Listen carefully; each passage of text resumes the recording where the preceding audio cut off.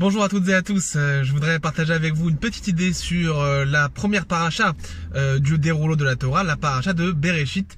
Vous le savez, le Gaon de Vilna disait que toute la Torah pouvait être résumée bien par la seule première paracha, la paracha de Bereshit.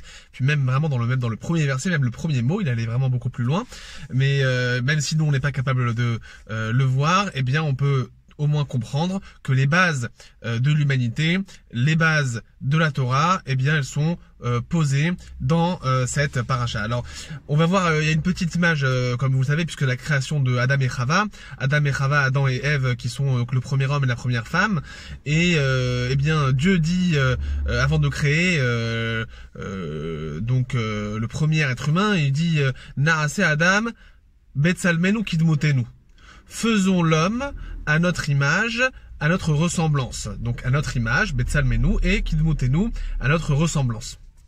Oui, alors effectivement c'est au pluriel parce que c'est comme si Dieu prenait conseil chez les anges. Évidemment c'est une façon de parler, mais parce que le message de la Torah c'est pour nous enseigner à nous que même peu importe dans nos vies, eh bien quand on est amené à prendre une décision importante, et bien prendre conseil avec ceux qui sont plus petits que nous, c'est une sorte de message que Dieu nous transmet. Mais enfin, parenthèse fermée, il écrit donc Betsalmenu à notre image et Kidmotenu à notre ressemblance. Sauf que lorsque Dieu arrive à la création de l'homme, eh bien il écrit Vayitzer et Adam Betsalmo. Hachem a créé, a façonné l'homme à son image. Et puis il manque le deuxième mot, Kidmuto, on se serait attendu à sa ressemblance. Pourquoi il a retiré le premier mot qu'il avait évoqué lors de l'évocation du projet de la création de l'homme?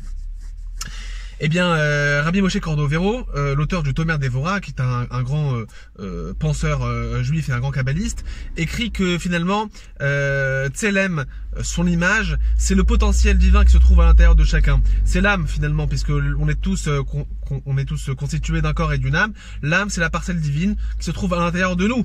Et Kidmuto, à sa ressemblance, c'est le projet de l'âme. C'est qu'elle se réalise, c'est qu'elle se concrétise. Alors Dieu, le projet de Dieu pour l'homme, eh bien, c'est de créer un homme à son image, Kidmuto, qui arrive à lui ressembler. Mais par contre, quand il arrive à la réalisation, il le fait simplement à son image, parce que le ressembler, c'est le travail de l'homme de le faire. Ça veut dire que finalement, nous, on a les clés, et puis maintenant, eh bien, c'est à nous d'ouvrir les portes de la vie, c'est à nous de pousser finalement les compétences, les facultés, les capacités que Dieu nous donne pour pouvoir aller plus loin, les développer, les affiner, et finalement, bah voilà, rentrer dans le projet de Dieu, devenir un partenaire de la création du monde. Et c'est finalement ça, peut-être le message de Bereshit, c'est que Dieu crée un monde qui est dès le début tohu bohu, qui est tohu vavohu, comme on le verra dans le début de la paracha, parce que l'objectif du monde, Dieu crée un monde imparfait, et c'est à l'homme de le parfaire. Dieu crée un être humain qui n'est pas parfait, mais qui est perfectible, c'est à l'homme d'aspirer à la perfection, et finalement, eh ben, de travailler et de s'associer avec la création du monde. Et c'est pour ça que finalement, la conséquence à cela, c'est que personne ne peut dire je ne peux pas, je n'ai pas les forces, je n'ai pas les capacités pour pouvoir eh bien naviguer dans le fleuve de la vie qui n'est pas toujours un long fleuve tranquille. Eh bien on doit lui dire non mais rappelle-toi que les clés t'ont été données, que le potentiel t'a été donné et que finalement toutes les tournants de la vie, eh bien tu es capable de les prendre. Il suffit d'y croire et il suffit de se lancer et devenir Kidmuto, c'est-à-dire à sa ressemblance. Et la deuxième conséquence, c'est ce qu'il nous dit le Talmud dans le traité de Sanhédrin,